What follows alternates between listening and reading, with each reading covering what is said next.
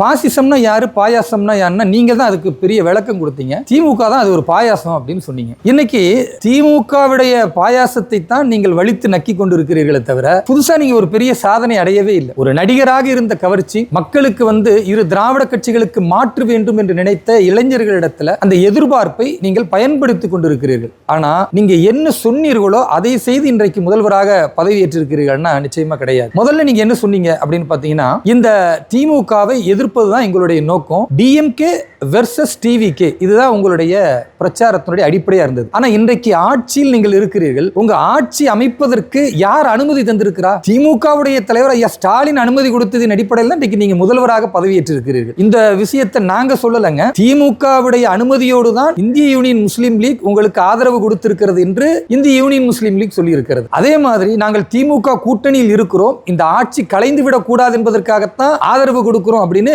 திருமாவளவன் அவர்கள் சொல்லி இருக்கிறார். அதே போன்று கம்யூனிஸ்டுகளுமே இந்த ஆட்சி கலைந்து விடக்கூடாது என்றுதான் வெளியில் இருந்த ஆதரவை தவிர எங்களுடைய கூட்டணி திமுகவோடு தான் அப்படின்னு சொல்லியிருக்காங்க. இந்த மாதிரி ஒரு கேவலமான விஷயம் எந்த மாநிலத்திலும் நடந்ததில்லை.